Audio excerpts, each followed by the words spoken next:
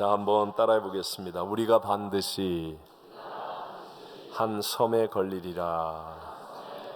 다 같이 한번 해볼까요? 시작. 우리가 반드시 한 섬에 걸리리라. 로마의 복음을 전해야 된다는 마지막 사명을 가진 바울이 탄 배, 알렉산드리아호라고 하는 굉장히 큰 배가 거친 풍랑에 밀려서 그레데 섬 아래쪽 미항이라고 하는 곳에 간신히 도착을 합니다. 하지만 겨울을 지나기에는 너무 작은 항구이기 때문에 약 65km 정도 떨어진 베닉스라고 하는 큰 항구로 가기로 결정을 하지요. 바울이 만류함에도 불구하고 그렇게 인간적인 생각으로 그들의 경험과 수단 방법을 의지해서 가다가 유라굴로라고 하는 광풍을 만나게 되었습니다. 지중해의 크기가 대한민국, 즉 남한의 약 30배 정도의 크기입니다. 그러니까 지중해 바다 중엔 작은 바다지만 그래도 큰 바다 아닙니까? 대한민국의 30배. 근데 거기에서 유라굴로 광풍을 만나게 되니까 선장도, 선원도, 선주도, 또 백부장도, 로마의 군병들도 도대체 아무것도 할 수 없는 상황이 되고 살 소망까지 끊어진 절망에 빠지게 되었습니다. 하지만 그 가운데 가장 작은 자, 약한 자, 죄수였던 바울은 문제보다 크신 하나님의 말씀을 들을 수 있는 귀를 가진 사람이에요. 그래서 하나님이 바울에게 하시는 말씀을 들었고 바울은 자기에게 말씀하신 대로 그대로 되리라고 믿었습니다. 함께 우리 25절 같이 읽어봅니다. 그러므로 여러분이여 안심하라. 나는 내게 말씀하신 그대로 되리라고 하나님을 믿노라. 아멘. 아마 한어유년부 교사들도 똑같은 마음일 거예요. 하나님의 음성, 우리 다음 세대를 사랑하는 하나님의 음성을 듣고 지금은 작고 지금은 앞이 안 보이는 것 같고 지금은 여러 어려움이 있을지 모르지만 그러나 그 믿음을 붙잡고 담대하게 한 걸음씩 나아가는 것, 바로 바울이 그랬어요. 믿으니까, 자기에게 말씀하신 대로 이루어질 것을 믿으니까 바울은 죄수 신분인데도 불구하고 지금 나이가 많고 몸이 연약해서 가장 힘들고 어려운 처지에 있는 상황인데도 불구하고 담대하게 배에 서서 분명한 믿음의 고백을 선포하지요. 그 귀절이 바로 26절입니다. 다 같이 함께 시작. 그런즉 우리가 반드시 한 섬에 걸리리라 하더라. 아멘. 저는 이 성경을 묵상하는데 제가 바울이 되어서 막 이렇게 혼자 상상하고 제 방에서 막 바울처럼 이렇게 흔들리는 배에서 제가 막 외쳐보고 그랬습니다. 근데 참 너무너무 은혜가 되는 거예요. 반드시 한 섬에 걸리리라. 와, 이 말씀이, 이 바울의 고백이 얼마나 감동이 되고 은혜가 되는지 눈물이 나더라고요. 우리가 반드시 한 섬에 걸리리라. 두 가지 은혜를 함께 나누고 싶습니다. 첫 번째, 바울이 고백한 한 섬, 한 섬이라는 고백이 주는 의미가 아주 중요한 것 같습니다. 바울은 쉽게 말하면 아무개 섬, 즉 멜리데 섬이죠. 멜리데 섬. 이렇게 조금 있으면 알게 되는 그 정확한 멜리데 섬이라고 말하지 않고 그냥 우리가 반드시 어디에 걸리리라? 한 섬에 걸리리라고 말합니다. 이제 조금 있다가 나오잖아요. 그 뒤에 이제 나옵니다. 여러분 다음번에 보면 나오는데 알렉산드리아 배에 타고 있었던 276명 전원이 다 멜리데 섬에 무사히 상륙해서 이듬해 봄이 오기까지 그곳에서 겨울을 지내지요. 그 섬이 바로 오늘날 지중해 유명한 휴양지 몰타 섬입니다. 저 섬인데요. 저 섬에 걸리게 됩니다. 오늘 본문 계속해서 보면 27절 같이 한번 읽어봅니다.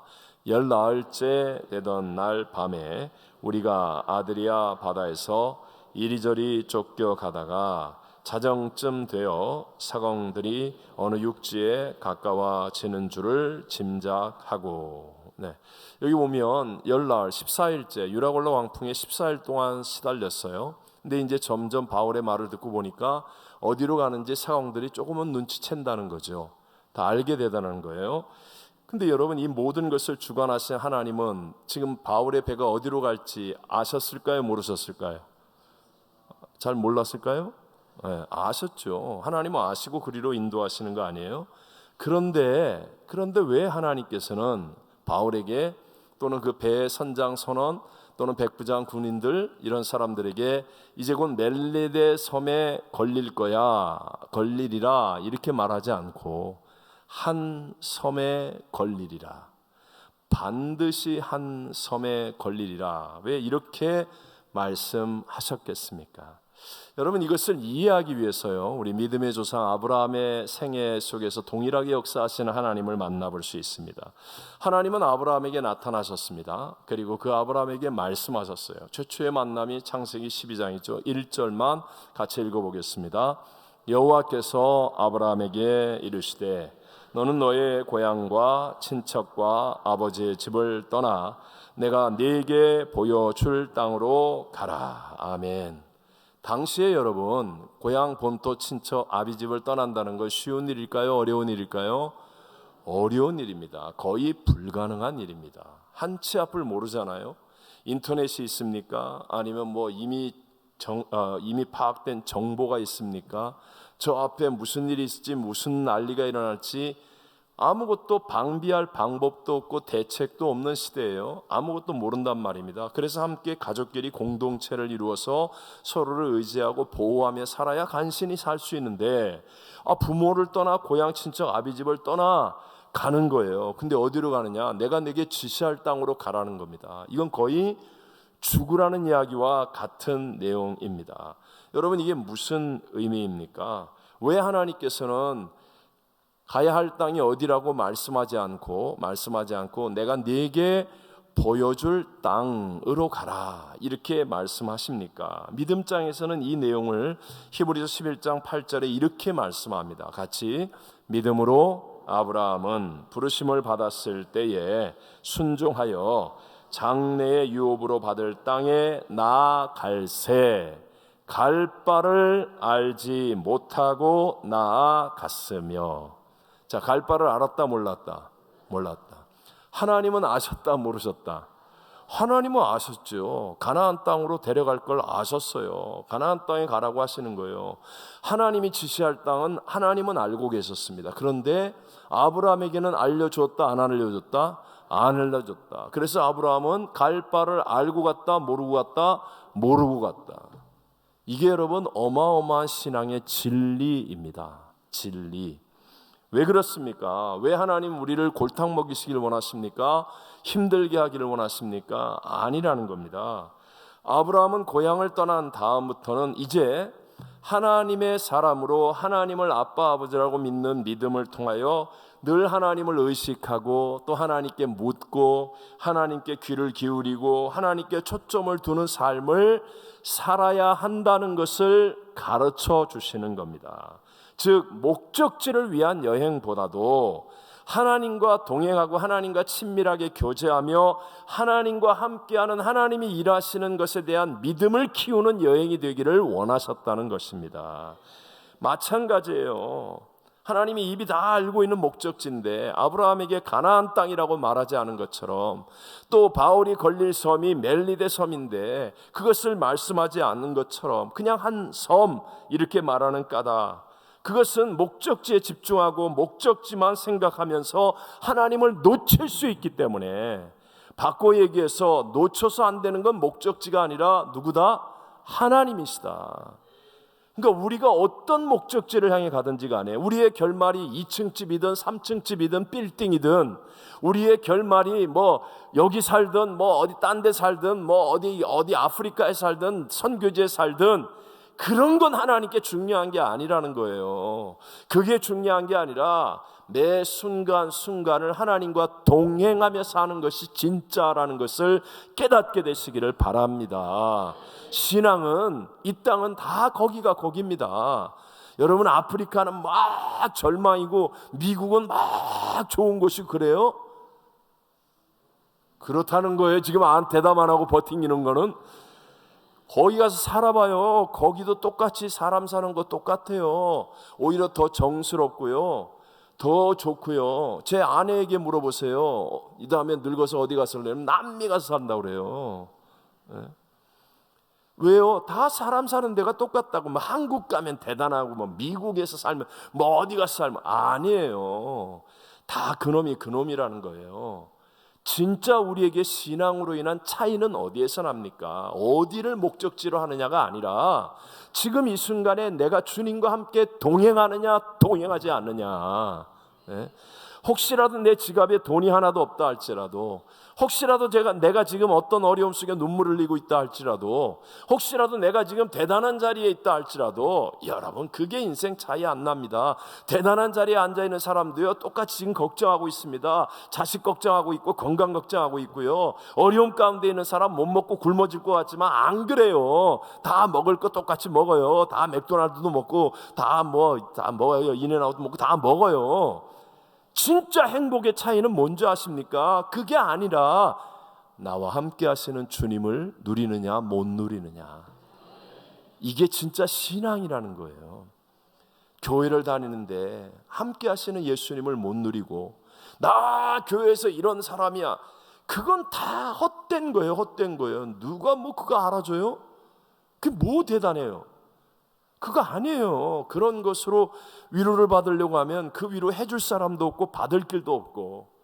진짜가 무엇입니까? 진짜 임마누엘 하나님, 그분과 함께할 때 우리 영혼 속에 말할 수 없는 위로가 다가오고 우리 마음속에 눈물이 가득하게 되고 순간마다 역사하신 하나님을 체험하는 기쁨이, 소망이, 사랑이 내 안에 넘쳐나는 진짜 행복한 그리스도인이 될 줄로 믿습니다. 제가 처음 파라과이 갔을 때 저 하나님이 불러서 가셨잖아요.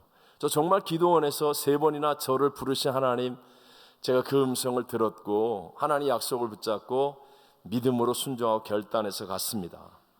그리고 그 파라과이에서 델레스테라는 곳에 가서 교회를 개척할 때에도 하나님이 보여주셨거든요.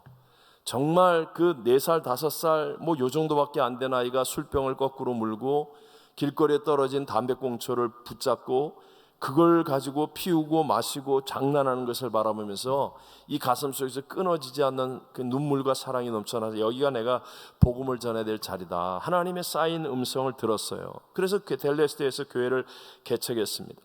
생각할 때 아무도 안 가려고 하는 곳이고 너무 작은 도시였습니다. 제가 개척한 다음에 도시가 커졌습니다. 근데 정말 제가 얘기했잖아요. 개척할 때 호텔이 몇 개라고요?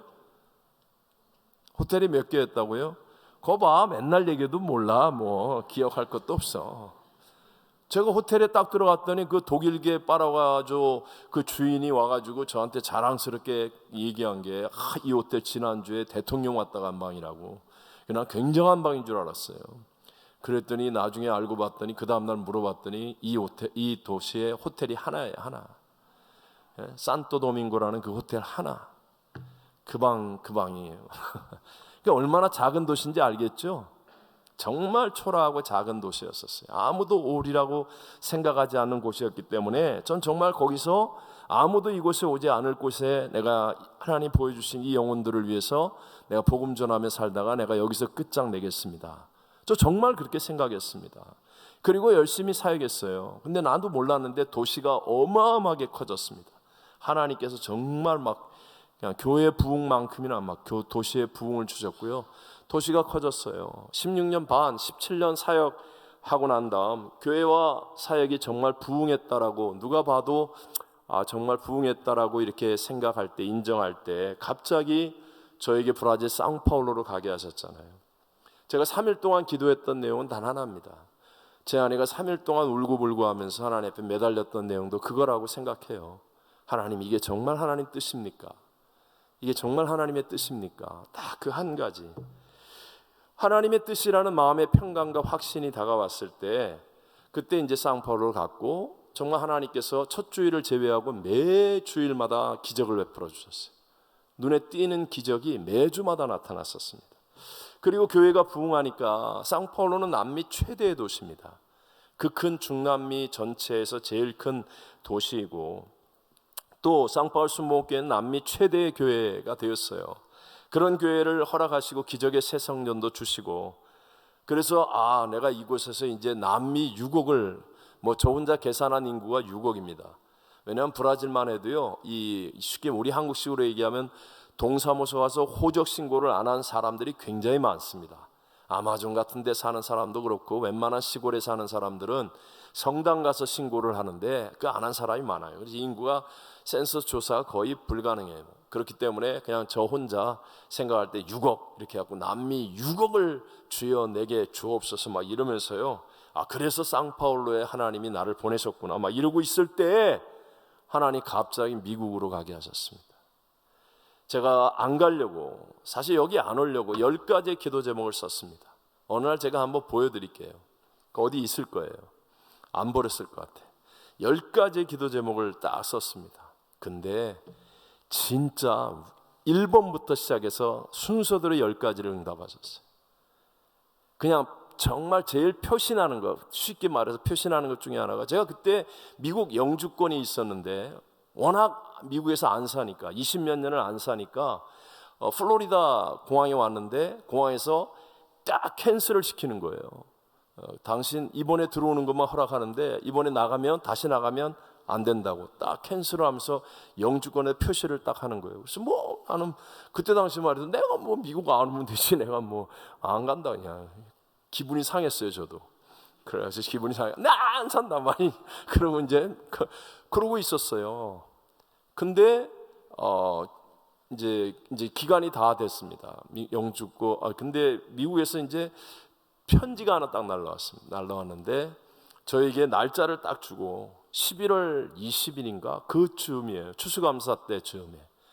그 즈음에 워싱턴, 제가 이제 워싱턴으로 주소가 되어 있었기 때문에 저희 장모님 댁이 거기서, 그래서 워싱턴에 있는 홈앤 시큐리티 거기 와서 검사 조사를 받아야 된대요.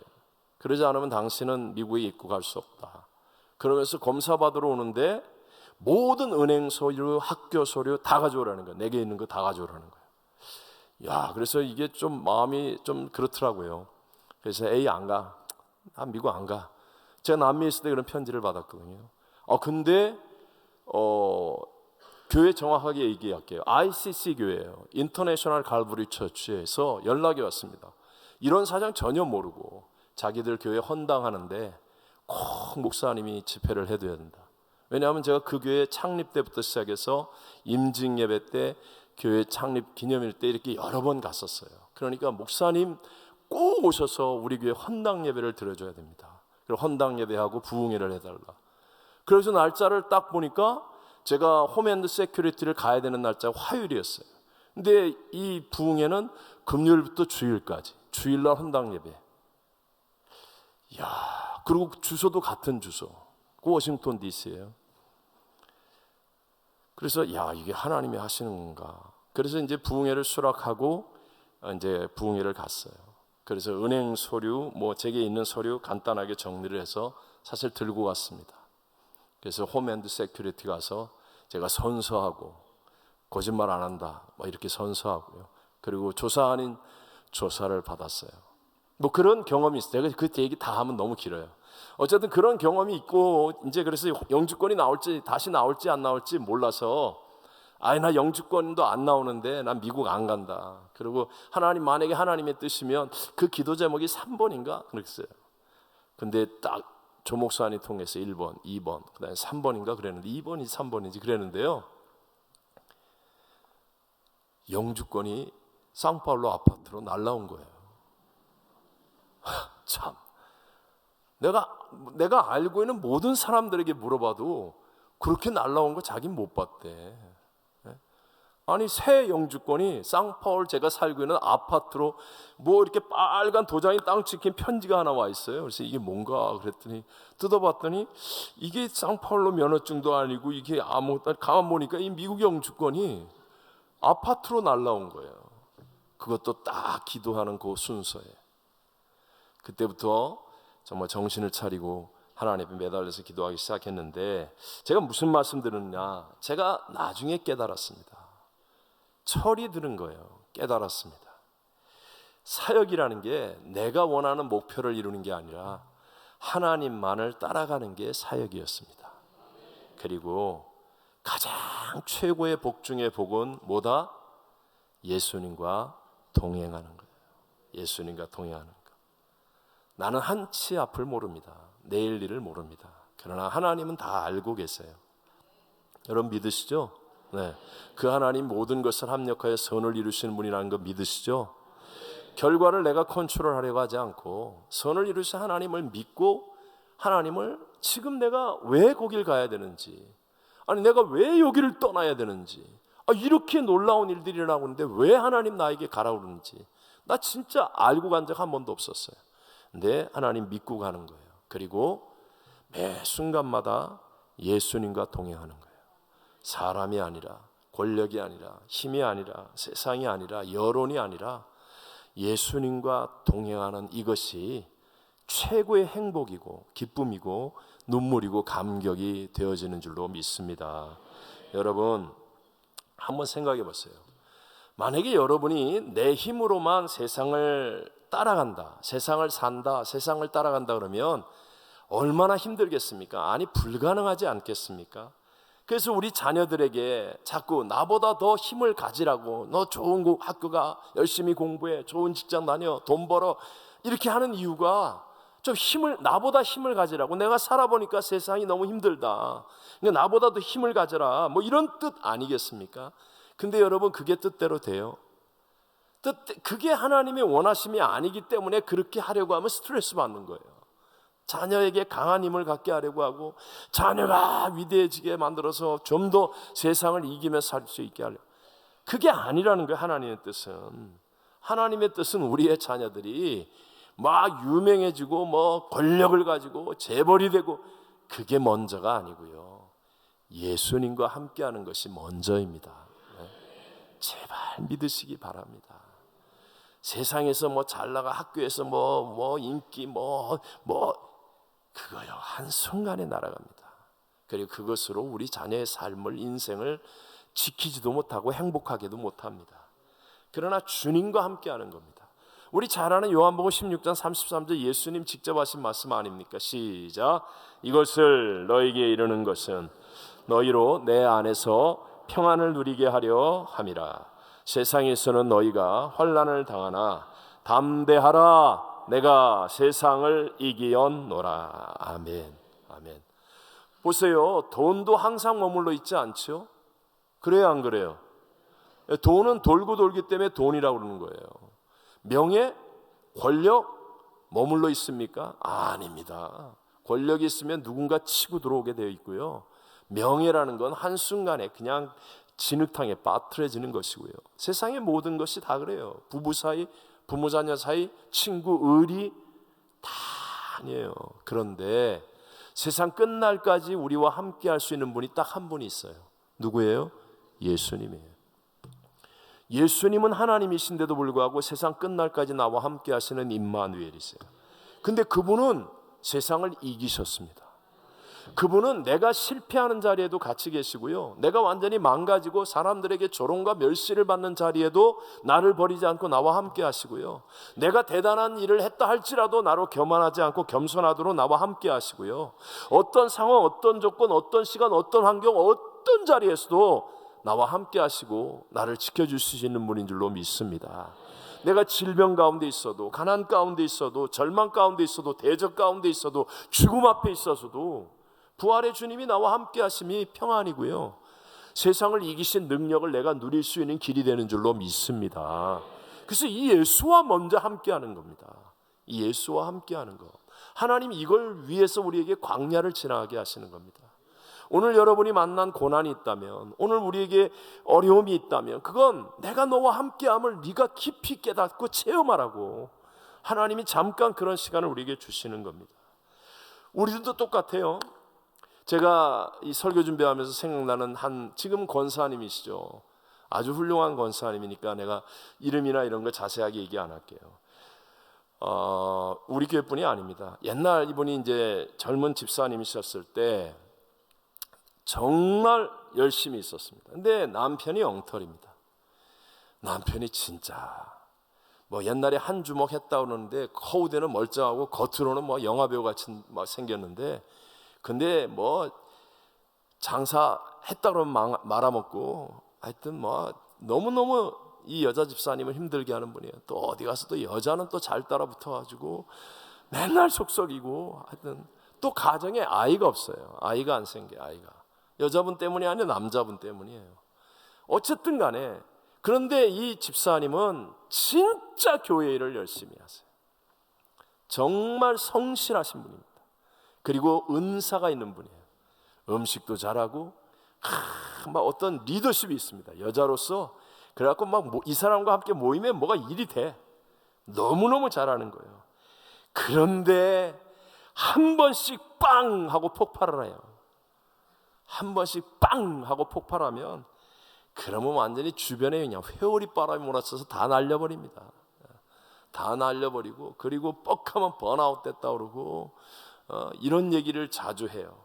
그래서 정신없게 만드는 분이셨습니다. 왜 그런지 아십니까? 이유는 예수님보다 일이 먼저였기 때문에. 남편하고 사이에 열받고 또 남편이 사업도 말아먹거나 또 그러면 그냥 교회 와서 주야장창 기도하고, 그리고 성실하고 열심히 있으니까 그냥 교회 일이 눈에 보이는 대로 다 하고 그러는 거예요. 그러니까 남들이 볼 때는 우와 대단하다. 리더십이 있어갖고 그냥 같이 있으면 그냥 말로 그냥 다 휘어잡고 그냥. 근데 예수님과 함께함이 없으니까, 그러니까 그냥 이게 어느 순간 한계가 차면 그냥 빵 하고 터지면 난리가 나는 거예요. 난리가. 주변 여러 사람 망치고 상처 주고. 저 만났으니까 그분이 살았지. 왜냐하면 그분이 빵 터지면 나는 더 빵 터지거든요. 그냥 가만히 안 둬요. 그냥. 우리들 가운데도 우리가 정말 먼저 성령 충만하지 못하고, 그래서 예수님과의 동행이 지금 안 이루어지면요, 핑계 없는 무덤이 없다는 거예요.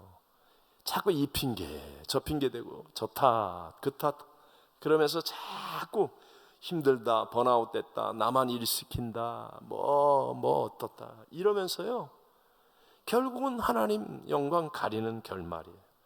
여러분 명심하셔야 돼요. 주님과의 동행이 먼저이잖아요. 그러면 어떤 상황, 어떤 일, 어떤 조건 속에서도 이 마음이 평안하고 행복할 수 있을 줄로 믿습니다. 순간적으로는 이게 아닌데 이런 이성의 판단으로 화가 나기도 하고요, 끌어올 때가 있어요. 그런데 함께 하시는 예수님이 희한하게도 날 다스리세요. 그래서 더 깊은 뜻을 다 깨닫게 하시고, 아하 하고 하나님의 뜻을 깨닫는 그 순간에 자유함이 넘쳐나게 만들고, 오히려 상대를 불쌍히 여기고 측은히 여겨서 더 애끓는 마음으로 기도할 수 있게 만들고, 예수님과 함께하면 여러분 반드시 이기는 자의 자리에 있게 될 줄로 믿습니다. 예수님과 함께하면 오히려 약할 때 강함되는 거예요. 주님이 기뻐지고 영적인 성숙과 성장이 일어나는 기회가 되는 거예요. 고난이라는 게. 자, 바로 이겁니다. 왜 멜기데 섬이라고 말하지 않습니까? 왜 가나안이라고 말하지 않습니까? 하나님의 목적은 그 땅이 아니고요, 주님을 바라보고 주님을 24시간 생각하고 주님과 24시간 동행하는 것이기 때문에, 그러면 결론적으로 다 잘 되기 때문에. 자, 그럼 두 번째 마지막으로 우리 간단하게 나에게도 주님이 걸리게 하시는 한 섬이 있어야 한다는 거예요. 나에게도 그 한 섬. 내가 주님과 동행하면 그러면요, 나에게 그 위기와 절망과 문제, 눈물, 고난 속에서 바로 그 한 섬을 만나게 된다니까요. 바로 이것이 있어야 한다는 거예요. 우리 다시 한번 26절 오늘 키워드니까 한번 더 읽어봅시다. 그런즉 반드시 한 섬에 걸리리라 하더라. 아멘. 여기서 걸리리라 라는 말은 헬라어로 엑사고라조라고 말합니다. 이 말이 똑같은 단어가 어디에서 나오느냐 하면 에베소 5장 16절에 나옵니다. 한번 읽어보겠습니다. 세월을 아끼라, 때가 악하니라. 여기 걸리리라 하는 말과 세월을 아끼라 하는 말이 같은 엑사고라조예요. 엑사고라조. 우리는 세월을 아끼라 하면 이런 생각하잖아요. 막 분초를 다투어가면서 막 열심히 많은 일을 하는 게 세월을 아끼는 것이라고 착각하지 않습니까? 그게 아니고요, 세월을 아끼라라는 성경적인 말은 시간을 건져 올리라는 겁니다. 시간을 건져 올려라. 오늘도 우리 모두는 다 새벽 예배부터 시작해서 정말 바쁘게 열심히들 살았습니다. 그 가운데 여러분 정말 의미를 건져 올릴 수 있는 시간이 무엇이었습니까? 정말로 여러분의 그 오늘 바쁘게 열심히 살았던 시간 중에 하나님 앞에서 의미를 건져 올릴 수 있는 시간이 언제였었습니까? 바로 그 시간을 만드는 게 세월을 아끼는 것이고 한 섬에 걸리리라 하시는 하나님의 약속이라는 겁니다. 예를 들어서 오늘 헌신 예배 드리는 유년부의 교사들, 이분들이 정말 자신이 연약하고 하기 어려운 불가능한 상황인 걸 알면서도 사명을 붙잡고 순종하여 이 일을 행할 때 저분들은요 분명히 의미 있는 시간을 건지고 있습니다. 자기의 삶 속에서 정말 가치 있고 의미 있는 시간을 만들어 건져 올리는 거예요. 우리 에콰도르 단기 선교팀이 이제 내일 올 텐데 그 27분들 가운데 뭐 다 그랬으면 좋겠지만 그렇게 믿어요. 다 아마 의미 있는 시간을 건져 올린 그 기쁨과 감격을 가지고 간증하시게 될 줄로 믿습니다. 자, 오늘 본문 28절 29절 같이 한번 읽어봅시다. 물을 재어보니 20길이 되고 조금 가다가 다시 재니 15길이라 암초에 걸릴까 하여 고물로 단 넷을 날이 새기를 고대하니라. 아멘. 지금 이제 배가 이렇게 이 유라굴로 광풍에서 이제 점점 섬으로 가까이 가는 과정을 보여주는 거거든요. 자, 이 내용이 무엇입니까? 하나님 입장에서 보면 하나님께서는 이미 창세 때부터 아니면 하나님의 어떤 섭리 속에서 이미 그곳에 바울이 탄 배가 걸릴 섬을 이미 만들어 두셨다는 거예요. 맞죠, 여러분? 무슨 말인지 분명히 맞죠? 하나님이 이미 섬을 만들어 두셨어요. 주님과 동행하는 바울을 위해서 이미 예비해 두신 섬이 있었다라는 겁니다. 이건 오늘 우리들도 마찬가지라는 거예요. 하나님은 이미 예수 그리스도를 구세주로 믿는 저와 여러분에게도 십자가를 통해서 하나님은 약속하셨어요. 그래서 이미 저와 여러분을 위한 한 섬을 예비해 두셨다는 거예요. 우리 모두에게 이미 예비되어 있어요. 문제는 뭐예요? 내가 그 하나님을 믿고 순종하는 것, 사명을 붙들고 나아가는 것, 바로 그런 사람이 되어지면 나의 인생에 있어 정말 가치 있고 의미 있는 시간을 건져 올리는 바로 그 한 섬을 만나게 돼, 한 섬에 걸리는 역사가 일어나게 될 줄로 믿습니다. 이게 엑사고라조예요. 걸리게 된다. 그냥 멍청하게 세상의 흐름 따라, 이 멸망하는 세상 흐름 따라 그냥 바쁘게 유행 따라, 세상 쾌락 따라, 세상 재미 따라, 그냥 세상 사람들 따라 이렇게 사는 사람은 걸리지 않아요. 엑사고라조가 안 일어납니다. 하지만 우리가 예수님 십자가를 딱 붙잡고 나에게 주신 사명을 따라서 내가 보기에는 불가능한데, 난 지금 할 수 없는 상황인데, 그런데도 불구하고 순종하여 탁 걸어갈 때 이미 하나님께서 예비해 두신 능력과 은혜, 감당할 수 있는 어떤 모든 것들을 체험하는 그 한 섬에 걸리는 엑사고라조의 은혜가 임하게 될 줄로 믿습니다. 이게 중요한 거예요. 오늘 간증하신 이계숙 집사님, 제가 간증을 들으면서 깜짝 놀랐어요. 정말 오늘 설교와 딱 맞는 내용 아니에요. 바로 우리 부장 집사님의 모습이 오늘 우리들의 모습이어야 한다는 거죠.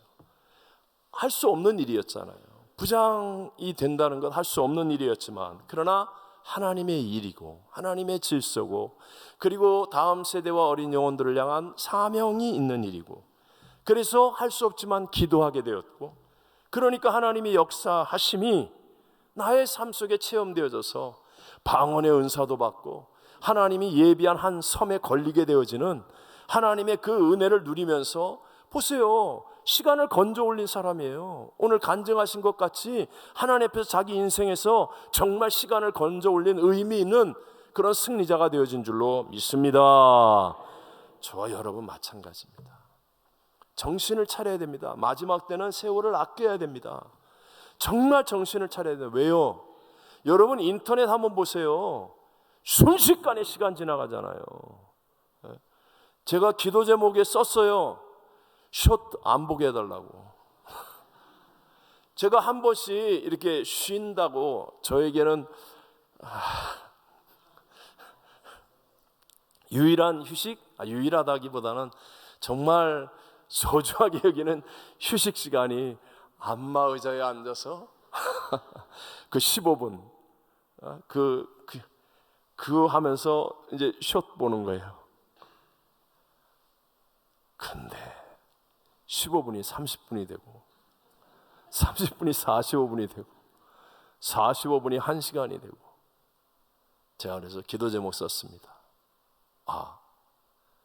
이러면 끝장난다. 난 하나님 이기게 해주옵소서. 안 할 겁니다. 안 볼 겁니다. 제가 이렇게 제가 그래도 괜찮은 목사거든요. 배 아파하는 여러분들을 내가 보면서 그런데도 여러분 이 인터넷 방송 오라 목사님 이것 좀 꼭 보세요. 이 장면 보세요. 이게요 얼마나 많은지 내가 그거 보다가는 세상이 지금 이래요. 그러니까 마지막 때를 향하여 성경은 세월을 아끼라, 정신 차리라 이렇게 말씀하고 있는 거거든요.